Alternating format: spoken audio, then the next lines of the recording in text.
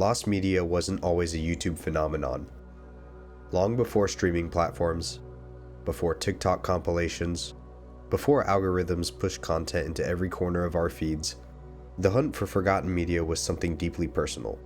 It existed in small communities, VHS collectors, early internet forums, fanzines, and niche bulletin boards. People didn't just stumble upon these discoveries, they searched. Hours spent in dusty basements, scanning thrift stores, trading tapes with friends across the country. The thrill wasn't just in what was found, it was in the hunt itself. Every lost episode, obscure pilot, or canceled game was a secret, a piece of culture that existed quietly. Almost like a treasure you were privileged to find. When someone did finally unearth a VHS copy of a weird local TV pilot or a canceled Saturday morning cartoon, the payoff was enormous. It wasn't monetized. There were no clickbait titles or dramatic thumbnails. Discovery was slow, sometimes painstaking, and therefore genuine. Every thread of conversation mattered. Every shred of evidence was analyzed and verified by the community. This scarcity created something unique. Trust. If someone claimed they had a lost media gem, the claim could usually be verified with effort. The hunt was as much about building a network of knowledge as it was about the media itself. And because these discoveries were rare and painstaking, they felt magical. It was a kind of intimacy with the unknown, a shared secret between a few dedicated individuals. You weren't just watching a show or playing a game. You were connecting to a vanished past, to a cultural artifact that almost no one else would ever see. And that, more than the media itself, was what made the experience unforgettable. The magic of lost media changed the moment the internet grew up. Suddenly, everyone had a camera, a microphone, and a platform. The slow, intimate hunt that once defined the experience became instantaneous. Obscure VHS tapes could be uploaded, digitized, and shared with thousands in a single day. Forums transformed into sprawling social media feeds where lost content could appear overnight. On one hand, this was incredible. Media that was once truly unreachable became accessible to millions. Games that had disappeared in limited production runs were uploaded. Shows that had been shelved or edited out of broadcast were preserved and shared. The long-forgotten corners of media history were suddenly illuminated for anyone with a computer. But this accessibility came at a cost. The thrill of discovery depended on rarity, and when the rare became the instantly reachable, the experience changed. Lost media started to feel less like a secret, and more like a performance. Content creators began crafting narratives around supposed discoveries, complete with dramatic thumbnails, suspenseful edits, and clickbait titles. Even genuinely obscure finds are often packaged for virality. The first upload of a canceled pilot might come with text overlays, zooms, and a voiceover framing it as a shocking mystery, not as a cultural artifact to be appreciated, but as a story to be consumed. In a world where views are the currency, storytelling often overtakes authenticity, and audiences learn to be skeptical. With so many polished presentations of lost media, people began questioning everything. Could that obscure game really exist? Was that found footage truly from the 1980s or a recreation?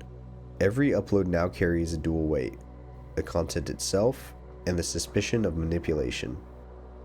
The internet didn't just make lost media more visible, it changed the very way we perceive it. Where once discovery was slow, quiet, and trust-driven, now it's fast, noisy, and performative. And with every viral video claiming to reveal something once lost, viewers' instincts began to harden. If it looks too perfect, it probably isn't real. Tension between accessibility and authenticity defines the modern lost media ecosystem. The more content is archived, uploaded, and showcased, the harder it becomes to tell whether something is truly lost, or just presented as such. And this, more than anything, is why even real lost media stories can feel fake today. A large part of why lost media feels fake now lies in our own memories. Many stories don't survive as tangible objects. They exist only in hazy recollections. I remember a show with a blue alien, or there was a game, but it was never released. These fragments of memory are fragile, imperfect, and prone to distortion. Memory is malleable. It fills in gaps with imagination, exaggeration, and sometimes longing. When a media artifact is forgotten or destroyed, our minds often reconstruct it in ways that may never have existed. In the modern internet age, these reconstructed memories are amplified. People post their recollections online, and content creators interpret, embellish, or even reconstruct those memories visually or narratively. This combination of imperfect memory and highly curated presentation produces stories that feel too perfect.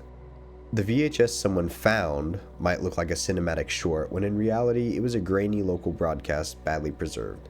The canceled pilot might be shown in full color and high resolution, reconstructed with modern tools. Everything is polished for storytelling, and this perfection triggers skepticism. Nostalgia plays a key role here too. The desire to relive childhood experiences makes people eager to believe.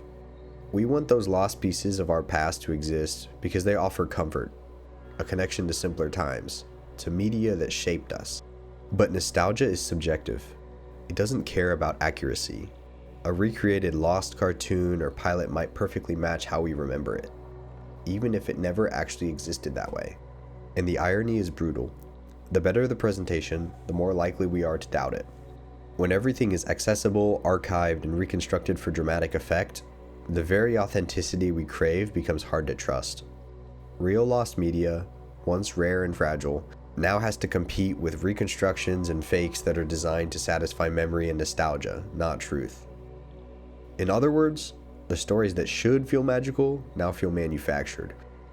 The internet archives everything, so anything truly lost becomes increasingly suspect. And our minds, shaped by longing and memory, are quick to detect imperfections or inconsistencies. The thrill of rediscovery depends on imperfection, on scarcity, on subtle human error. When those elements vanish, what remains is a polished, suspiciously perfect facsimile, and the magic is gone. The lost media ecosystem didn't just change because of memory or accessibility, it changed because of money, or more accurately, attention. In today's internet, views are currency, and lost media stories have become a valuable commodity. Channels and creators know that a mysterious, supposedly never-seen video will draw clicks, shares, and subscribers. The result? Every discovery is packaged, dramatized, and optimized for virality.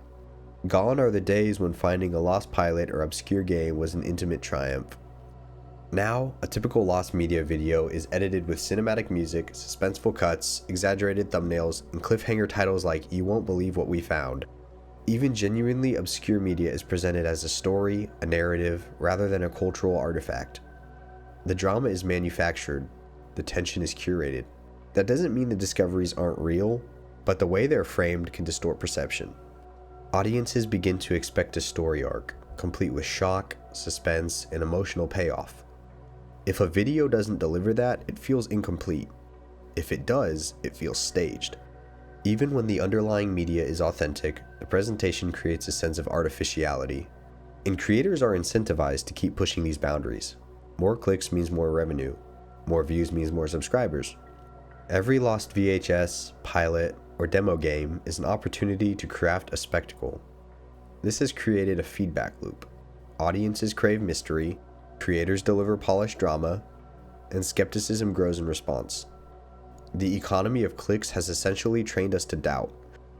We have learned to look for the signs of performance, cinematic lighting, exaggerated sound design, dramatic music cues. And because these cues are nearly universal in modern lost media content, we begin to assume everything is manipulated. The more professional the presentation, the less authentic it seems. Lost media, once a quiet exploration of forgotten culture, has become entertainment. And in the transition from archival pursuit to click-driven content, the line between fact and performance blurs. What should feel rare and magical now often feels carefully orchestrated, leaving viewers simultaneously fascinated and skeptical. And yet, despite all the skepticism, we keep clicking, we keep watching, we keep hunting. There's something irresistible about the idea of uncovering something what was thought lost, even if the story feels polished, staged, or too perfect to be real. Why? Because lost media taps into a fundamental human curiosity. It plays on our desire for discovery, for secrets, for a connection to a past that feels simultaneously intimate and unreachable. Every found VHS tape, Every recorded demo, every obscure pilot is more than a piece of media. It's a portal into a memory, a story, a moment in cultural history that we want to hold on to. Even if we know the odds that it's authentic are low, the possibility is enough to compel us.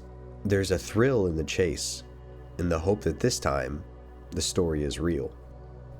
Lost media gives us a chance to feel like we're a part of something bigger, something hidden just beneath the surface of our digital lives. And perhaps that's why it endures. The internet may have made lost media feel artificial, but it has also made it more accessible than ever. Even the polished, the staged, the performative stories serve a purpose. They satisfy a craving for mystery and nostalgia, even if imperfectly. The more the stories feel fake, the more they highlight what we long for. Authenticity, rarity, and the quiet thrill of discovering something no one else has seen. In the end, we watch not just for the media itself, but for the chance to experience that feeling, to feel like explorers, like witnesses, like custodians of the forgotten.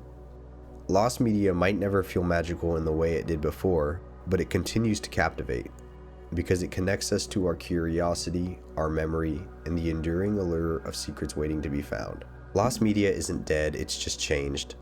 The hunt isn't what it used to be, but the fascination remains. What once required patience, persistence, and luck now exists along spectacle, performance, and the economy of attention. Even when the stories feel staged, even when the VHS looks too polished, we still watch, we still hope, we still feel the pull of curiosity and nostalgia, because that's what makes lost media compelling in the first place. Maybe the thrill of discovery has shifted. Maybe the line between real and reconstructed is blurred, but the desire to uncover, to witness, and to remember is timeless. Lost media may feel fake now, but the longing it evokes is very real. And in that longing, the magic still survives.